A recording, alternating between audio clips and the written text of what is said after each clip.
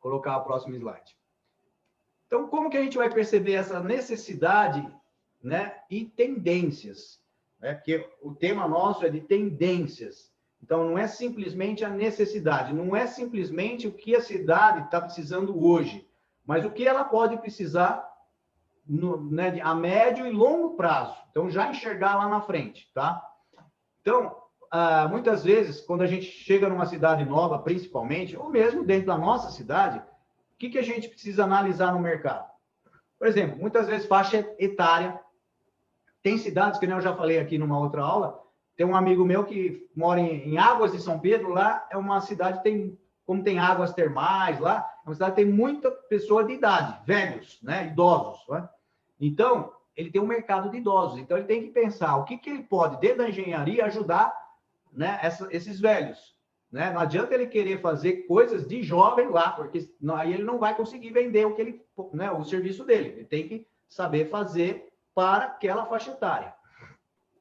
Saber, por exemplo, se a sua cidade faz investimento público, está fazendo, por exemplo, saneamento, né, água, esgoto, galerias, como é que está, estradas, se tem, sei lá, posto de saúde, escolas municipais. Então, tudo isso precisa estar atento. São indicadores que, de repente, você enxerga, pô, tem bastante disso, eu vou partir para me oferecer como um profissional para fazer esse tipo de coisa. Costume dos moradores, tá? Também é importante. A gente percebe que, por exemplo, em Ilhéus, na Bahia, tem determinados costumes, lá uma cidade praiana, né? Cidade quente, é uma cidade também antiga, é uma cidade da Gabriela, né? Cravo e Canela, né? E tem cidades que por exemplo, Gramado, por exemplo, é uma cidade em montanha, frio, tem outras tendências. As casas são construídas de forma diferente, então você vai ter outra especialidade. Não adianta uma pessoa que está fazendo casa em Gramado mudar para Ilhéus e querer fazer o mesmo tipo de casa em Ilhéus. É outra história, ele tem que mudar, porque ele tem que se adaptar ao mercado. Né? Qual é a tendência, a necessidade daquele novo mercado? Então, nós temos que enxergar isso. Economia, padrão financeiro. Tem cidades ricas, né? Eu sei, por exemplo, eu não vi... Tem gente, parece que de Goiás, né? Mas pessoal aí que é de Tocantins, Palmas, essas várias cidades lá que cresceram muito, por exemplo, são cidades da soja, né? Então, cidades que têm um padrão que evoluiu muito. Aqui no interior de São Paulo também tem um padrão grande. Agora, de repente, em alguns lugares do Brasil, que são mais pobres, não adianta você querer fazer casa de alto padrão, que você vai ter um ou dois serviços. Então, você vai ter que partir para a casa popular, por exemplo. Então, isso vai definir a sua tendência de escolher o teu nicho, ok? Na parte de educação, a gente vê muitas cidades aí tendo, por exemplo, universidades, né? Abriu, na época aí do Lula, ele facilitou muito que fossem abertas faculdades de medicina, faculdade de engenharia, isso e aquilo, né? Teve um lado bom e um lado ruim, porque também caiu a qualidade, né? Mas aumentou também a possibilidade de mais pessoas poderem fazer um curso universitário, né? E aí? Então, o que vem por trás disso? Né? Qual é a tendência de uma cidade que não tinha faculdade e agora passa a ter faculdade? Então, de repente, construções, por exemplo, de casas para estudantes, né? Porque começa a ter repúblicas, construções, de repente surgem mais bares, né? Mais ambientes para o jovem estudante. Então, isso tudo são as tendências que são geradas a partir do momento que vem uma faculdade para a sua cidade. Então, aquele engenheiro, vamos dizer, que já tem essa visão antecipada das coisas, ele já se prepara. Então, a minha cidade aqui, de repente, vai construir uma ponte que vai ligar um lado com o outro, então, aquele lado que não é tão desenvolvido vai começar a desenvolver mais. Então, vou olhar com outros olhos, entendeu? Eu já vou começar a pensar, né? De repente vai abrir oportunidades que hoje não existem, mas vai ter, é uma tendência devido, por exemplo, à construção de uma ponte, a vinda de uma universidade, né? E aí tem mais coisas aí que eu vou falar. Mas vou seguir a sequência aqui, senão eu fico antecipando coisas. Júnior, que nem agora. Agora eu vou estar mudando do estado do Goiás, de Jaraguá, Goiás, para Bahia, sul da Bahia, Taperoá. Lá vai começar a construção da ponte que liga o terminal da Fonte Despacho a Cabral, que é Salvador. Eu vou estar a 180 km de lá. Na minha área, né, vai gerar muito emprego, coisa que aqui em Jaraguá o rendimento caiu muito. Aqui isso é logística. O pessoal aqui na minha área usa muitos barracões para construções, que aqui é a cidade do Jeans. Né? Mas assim, a cidade parou. E eu estou migrando para lá. Nessa cidade eu vou construir uma pousada e vou estar lutando, brigando pela licitação nessa indústria que vai para lá. Um grupo chinês, que na Nata tem em conversa com eles, né? E vou participar dessa licitação lá. Sim. Ótimo. Então, isso também é uma visão empreendedora sua, né? Que você está enxergando.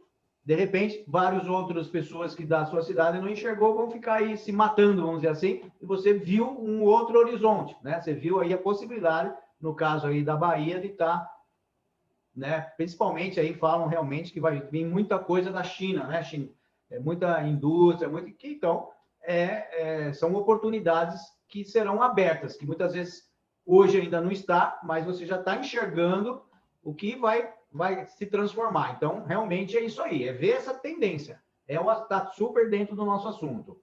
Né? Atividade econômica, vocação da cidade. Então, por exemplo, tem cidades que é mais industriais, né? Tem cidade mais comercial, tem cidade que é mais dormitório, que a gente chama, ou seja, tem mais residência. Aqui na minha região tem algumas cidades que o pessoal dorme lá, mora lá, mas vai trabalhar em outra cidade, né? Tem cidades que estimularam, que nem a Pederneiras, aqui o Marangoni sabe bem, estimulou bastante a parte de indústria. Então, eles deram muita facilidade, né? Reduziram os impostos, tudo, para que as empresas fossem para lá. Então, essa facilidade que a cidade proporcionou às empresas novas se instalarem lá, fez com que abrisse um campo enorme para o engenheiro vender, por exemplo, projetos industriais, né? Projetos barracões. Então, você sabendo disso, você já começa a se posicionar. Você enxerga aquilo, vai se preparar para aquilo. Por exemplo, vamos dizer que seja indústria, barracões. Então, você vai se preparar, vai conhecer, vai ter parceria, por exemplo, estrutura metálica, com alvenaria estrutural, blocos, de repente. Você vai buscar saber qual que é a melhor forma de fazer os barracões. Se prepara para aí sim você se posicionar, né? Que nem aqui a gente se posiciona na cidade vizinha, que é de Pederneiras, falando, olha, eu sou um engenheiro que faço barracões, né?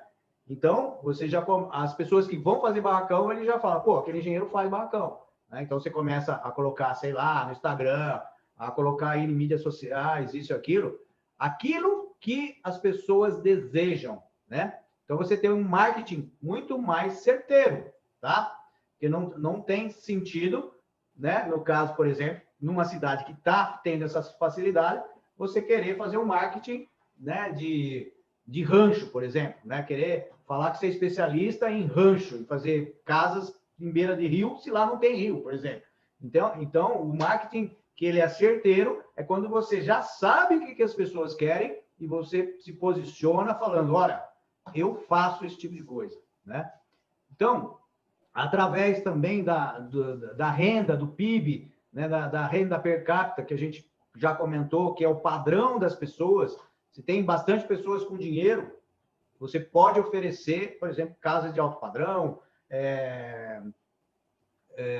sei lá, fazer cinemas, né? Proporcionar salões de festas, sei lá, né? E numa cidade que já não tem essa vocação, aí você tem que se limitar, de repente, a casas populares. Aí vai justamente diante dessa análise, né? Nessa observação do mercado. Tá? Então, muita gente fala assim, eu não consigo me posicionar, não aparece nada para mim. Por quê? Porque você não viu o que o mercado precisa e não falou, eu faço isso que vocês querem. Tá? Então, a partir do ponto que você fizer isso, as pessoas vão começar a te enxergar como um profissional, como um especialista, como uma autoridade. Né? Então, muitas vezes o jovem fala assim, mas como que eu vou me posicionar como uma autoridade? É assim, você vai se posicionar conhecendo o nicho, sabendo que as pessoas precisam daquilo, e você vai falar, eu faço isso. Só de fazer isso, você já está se posicionando, você já está criando autoridade. Né? O índice de desenvolvimento humano, que também é interessante saber, da sua cidade ou das cidades da região, né, a cultura das edificações, que a gente comentou já sobre isso um pouco, né? Como eu falei de Gramado, tem um tipo de construção. Se você for lá para Manaus, para o Amapá, com certeza as casas lá têm outras características, até mesmo do sistema construtivo. De repente, algumas regiões usam mais a madeira, outras regiões usam mais concreto, outras regiões usam mais estrutura metálica, né? Então, a gente não pode achar que as pessoas vão usar aquilo que eu quero, entendeu? Eu vou fazer um projeto, só faço projeto de concreto que eu acho que é o melhor de concreto, mas de repente você está num local onde a viabilidade do uso de madeira é melhor, então vou procurar, né? Buscar esse conhecimento da utilização da madeira, tá bom? Então, isso é você ter consciência do mercado, das necessidades e das tendências. E assim como você vai fazer para a sua cidade, você também vai poder fazer para as cidades vizinhas. Quem mora em cidades pequenas, muitas vezes em cidades de 10 mil, 20 mil, 30 mil habitantes, então é um mercado um pouco restrito, pequeno. Então, vamos ampliar isso através também de fazendo esse tipo de percepção, né, desses indicadores sociais também para cidades vizinhas, ok? Se alguém tiver alguma coisa para comentar sobre isso, podemos trocar ideia. Tem alguma pergunta aí? Como, aqui, ó, a Miliane está perguntando aqui, ó, como conseguir ter o primeiro estágio de engenharia civil? É bom ter os cursos Office para conseguir estágio? Sim, ó, cursos, sempre é bom ter um conhecimento diferenciado, né? Sempre é bom conhecer. Office, eu imagino que é o curso de Excel, Word, né? Esse tipo de coisa. Sim, esse é um básico que eu acho que todo mundo tem que ter uma ideia. É aquilo que eu falei. Pelo menos os 20% mais importantes, para você pelo menos saber mexer, né? Com Excel, com Word, é importante, tá? E o estágio, como que você vai conseguir? É você conhecendo as empresas, né? Sabendo o que elas precisam, no caso, ou mesmo os engenheiros, as construtoras, tendo um network, que eu falo muito em outras aulas aí, é justamente isso, ter network, visitar os outros engenheiros, você não pode enxergar como concorrentes, você tem que enxergar como parceiros, tá? E ali você ter a possibilidade de ajudar, né? E, no caso, você vai também ser ajudado, vai aprender, né? Então, aí é uma questão realmente de você se colocar, se demonstrar, de falar, olha, eu estou aqui, posso te ajudar nisso, e com certeza você vai ter o seu retorno. Muitas vezes você consegue receber alguma coisa por aquilo, e muitas vezes só o fato de você estiver fazendo estágio, estar aprendendo, já é um grande ganho, tá? Para todo mundo. Para quem não conhece, eu tenho um estágio online que a gente faz através do Clube da Construção, que na verdade nós vamos começar uma próxima turma logo, logo, que é através, eu pego um cliente real aqui comigo, na minha cidade ou região, eu encaminho para quem está fazendo estágio online a localização através do Google para ela enxergar o terreno, eu mando a matrícula, todas as necessidades do cliente, o que o cliente quer, uma casa com 3 dormitórios, com suíte, com piscina, isso e aquilo, e aí a gente vai desenvolver o projeto junto para esse cliente, tá? Então, um projeto real, de que tem um cliente que existe realmente e está esperando da gente um projeto.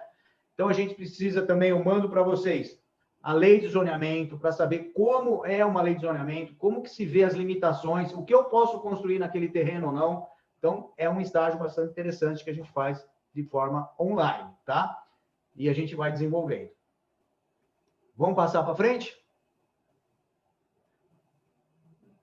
Né? E tem previsão, Júnior, de quando vai começar esse estágio online?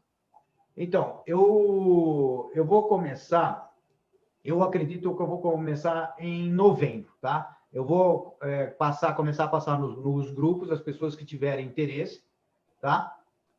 E aí eu vou dizer como é que vai funcionar, tá? Eu vou explicar para essas pessoas e a gente vai começar. Na verdade, eu dei uma parada por causa da pandemia, né? E a gente ficou meio sem saber o que ia acontecer. Agora a coisa já está mais, né, meio normalizando, né? Entrando no normal, aí no novo normal, né?